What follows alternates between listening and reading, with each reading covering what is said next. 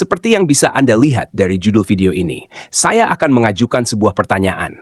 Bukan pertanyaan yang membingungkan, tetapi pertanyaan yang sederhana.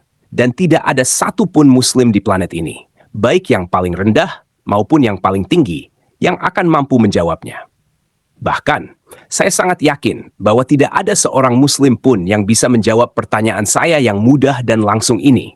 Sehingga saya bersumpah akan merekam diri saya sendiri, bersujud dan mengucapkan syahadat jika ada satu Muslim saja yang bisa menjawabnya. Setelah teman-teman Muslim kita menyadari mengapa mereka tidak bisa menjawab pertanyaan sederhana saya, mereka sedang dalam perjalanan keluar dari Islam. Jika Anda pernah berdiskusi dengan seorang Muslim, Anda mungkin pernah mendengar Muslim bertanya, di mana Yesus berkata, "Aku adalah Tuhan, sembahlah aku," dengan kata-kata tersebut.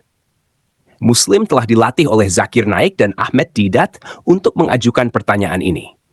Baru-baru ini, Zakir Naik dan kawan-kawan telah melatih Muslim untuk mengatakan, tunjukkan satu pernyataan yang tidak ambigu, di mana Yesus Kristus, semoga damai menyertainya, mengatakan, "Aku adalah Tuhan," atau "Sembahlah aku."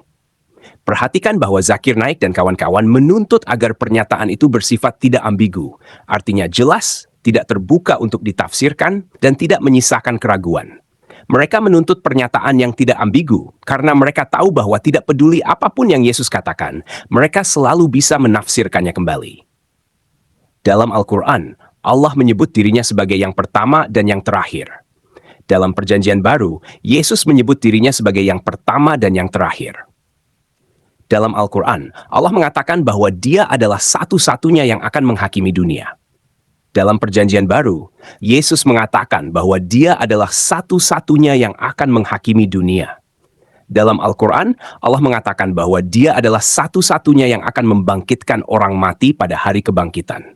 Dalam Perjanjian Baru, Yesus mengatakan bahwa Dia adalah satu-satunya yang akan membangkitkan orang mati pada hari kebangkitan. Berkali-kali, Yesus membuat klaim yang, bahkan menurut Al-Quran, hanya Tuhan yang dapat benar-benar membuatnya. Lalu apa kesimpulan Muslim dari semua ini? Mereka menyimpulkan bahwa Yesus hanya mengklaim dirinya sebagai seorang nabi. Keajaiban utama dan satu-satunya dalam Islam adalah keajaiban penafsiran ulang.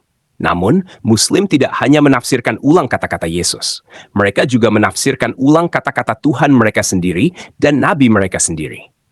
Apa maksud Allah ketika Dia memerintahkan pengikutnya untuk memerangi orang-orang yang tidak beriman kepada Allah?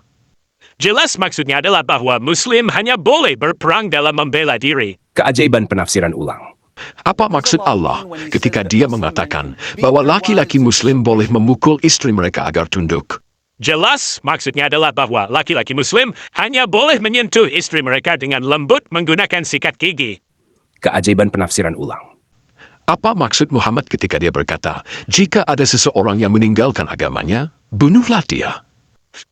Jelas maksudnya adalah bahwa jika ada yang ingin meninggalkan Islam, dia bebas pergi. Keajaiban penafsiran ulang.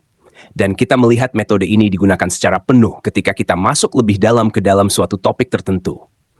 Ambil contoh klaim menarik Al-Quran tentang Injil. Apa maksud Allah dalam surat 3 ayat 3-4 ketika Dia mengatakan bahwa Dia menurunkan Injil sebagai petunjuk bagi manusia? Ya, maksud Allah adalah bahwa meskipun Dia menurunkan Injil, Injil itu kemudian dirusak oleh Rasul Paulus dan oleh orang-orang Kristen dalam konsili Nisea, sehingga akhirnya tidak menjadi petunjuk bagi manusia. Lalu apa maksud Allah ketika Dia mengatakan dalam surah 7 ayat 157 bahwa orang-orang Kristen masih memiliki Injil pada abad ke-7, jauh setelah Rasul Paulus dan konsili Nisea? Oh, Dia hanya bermaksud bahwa beberapa kebenaran masih tersisa dalam Injil yang telah rusak. Lalu apa maksud Allah dalam surah 18 ayat 27 dan surah 6 ayat 115 ketika Dia mengatakan bahwa tidak seorang pun dapat mengubah firman-Nya? Itu hanya berarti bahwa tidak seorang pun dapat mengubah rencana Allah. Tetapi konteks kedua ayat itu adalah bahwa kita harus membaca kitab yang telah Dia wahyukan, karena tidak ada yang bisa mengubah firman-Nya. Baiklah, kalau begitu jelas maksudnya adalah bahwa tidak ada yang bisa mengubah firman-Nya dalam Al-Quran, meskipun mereka bisa mengubah firman-Nya dalam kitab-kitab lain. Kalau begitu, mengapa Dia tidak mengatakan itu? Mengapa Dia mengatakan bahwa tidak ada yang bisa mengubah firman-Nya? Padahal yang sebenarnya dia maksudkan adalah bahwa orang bisa mengubah firman-Nya dalam kitab-kitab lain, tetapi tidak dalam Al-Quran. Oh, Anda tahu, kita harus menafsirkan hal-hal ini. Keajaiban penafsiran ulang. Jadi mengapa Allah memerintahkan orang-orang Kristen dalam surah 5, ayat 47 dalam Al-Quran untuk menghakimi berdasarkan Injil? Dan mengapa dia mengatakan kepada orang-orang Kristen bahwa jika mereka menghakimi berdasarkan Injil, mereka sedang memberontak melawannya? Oh, itu mudah. Ketika Allah memerintahkan orang Kristen untuk menghakimi berdasarkan Injil, maksudnya adalah bahwa orang Kristen harus membaca Al-Quran, lalu pergi ke Injil dan menemukan bagian-bagian yang sesuai dengan Al-Quran, kemudian menghakimi berdasarkan bagian-bagian itu, tetapi membuang sisanya. Mengapa Allah mengatakan dalam surah 5 ayat 68 dalam Al-Quran bahwa orang Kristen tidak memiliki dasar apapun untuk berdiri kecuali mereka berpegang pada Taurat, Injil, dan semua wahyu yang telah datang kepada mereka? Ya, jelas Allah bermaksud bahwa Al-Quran adalah satu-satunya wahyu yang terjaga dan bahwa Injil telah dirusak. Keajaiban penafsiran ulang. Begitulah percakapan berlangsung ketika kita bertanya kepada Muslim apa yang dikatakan Al-Quran tentang Injil. Mereka menafsirkan ulang segala sesuatu yang dikatakan Allah agar sesuai dengan apa yang telah mereka dengar dari para pemimpin mereka. Para pemimpin Muslim memiliki Allah seperti anjing yang diikat dengan tali, dengan moncong. Dan Allah hanya boleh berbicara ketika mereka mengatakan, bicara. Tapi ingatlah metodologi Muslim.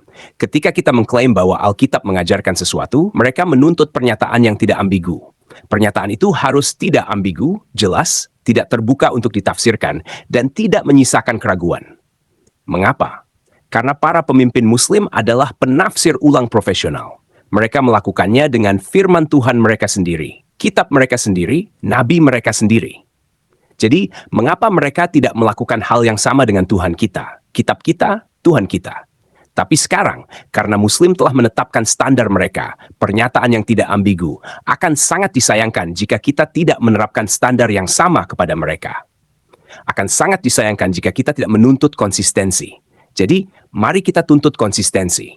Mari kita tuntut pernyataan yang tidak ambigu. Kita akan mulai dengan yang mudah. Muslim, di mana Allah secara tidak ambigu menyatakan dalam Al-Quran bahwa teks Injil telah dirusak. Berikan satu pernyataan tidak ambigu dari Allah dalam Al-Quran yang mengatakan bahwa teks Injil telah dirusak.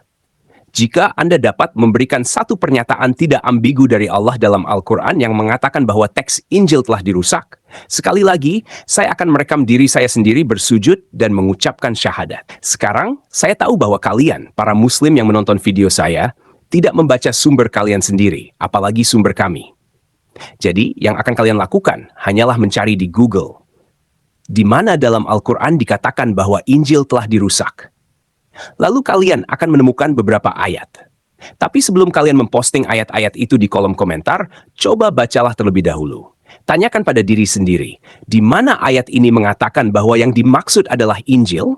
Di mana ayat ini mengatakan bahwa ini tentang korupsi teks, bukan tentang orang yang salah menafsirkan atau menyalahartikan teks? Setelah kalian mengumpulkan ayat-ayat yang menurut kalian paling jelas dan kuat, bagikan di kolom komentar dan lihat bagaimana tanggapan orang lain. Jumat ini, saya akan siaran langsung di channel saya bersama Sam Shamoun, dan kalian bisa memberikan ayat terbaik secara langsung. Kami akan membahasnya satu persatu, dan jika kalian bisa menunjukkan satu pernyataan yang jelas dan tegas di mana Allah dalam Al-Quran mengatakan bahwa teks Injil telah dirusak, saya akan menutup siaran langsung dengan bersujud dan mengucapkan syahadat. Tidak ada yang lebih menarik dari itu. Yang mau dukung channel Pil Pahit, silakan scan QR Code ini atau klik link di kolom komentar. Terima kasih. Sekali lagi nama saya Kainama, saya biasa dipanggil Kay. Sekali lagi nama saya Kainama, saya adalah mantan pendeta. Saya lulusan sekolah tinggi teologi Jakarta. Saya juga pernah sekolah master di Belanda. Saya lanjutkan sekolah doktor di HIV, tapi itu semua bohong. Ini valid, ini valid, ini valid. Saya bertanggung jawab untuk itu.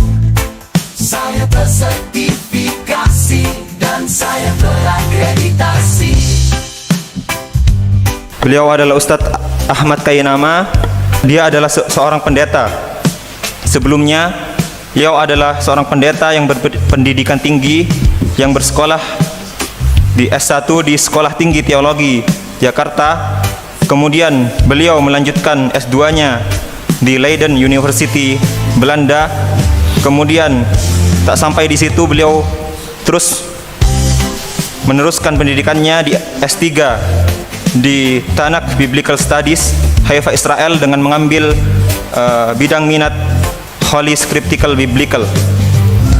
Dan itu valid. Dan itu valid, silahkan dicek. Ini valid. Dan saya bertanggung jawab untuk hal itu. Kali lagi nama saya, nama saya biasa berdakwah di gereja. Saya banyak mualafkan orang Kristen dalam gerejanya. Karena itu saya dipukuli sampai tulang-tulang patah. Tapi itu semua bohong. Ini valid, ini valid, ini valid. Saya bertanggung jawab untuk itu. Saya tersertifikasi dan saya terakreditasi. This close to be death, gitu. Deket mati itu udah saya udah rasa. Dan buat saya asik-asik aja. Tapi saya mengabarkan kemana-mana, dipukul, diapain. Paling tidak Allah kasih tahu cintanya kepada saya ketika saya pegang tangan orang di dalam gerejanya dan saya syahadatkan dia di dalam gerejanya. Alhamdulillah, Allah masih percaya sama orang hitam ini. Allah masih sayang sama orang hitam ini, sehingga si hitam ini masih bisa berkeliling dan mengabarkan kasih Allah, lalu menuntun mereka untuk mengucapkan dua kalimat yang suci itu, dua kalimat cinta kepada Allah, dua kalimat syahadat di dalam rumah ibadah mereka. Ini valid, ini valid, ini valid. Saya bertanggung jawab untuk itu. Saya tersertifikasi dan saya terakreditasi. Hei bangke, sampaikan kapan begini, bertobatlah sebelum ajal menjemput. Aku tidak pernah sekolah keluar, aku tidak pernah sekolah teologi, tidak pernah tahu apa-apa. Jadi yang mana ini yang benar?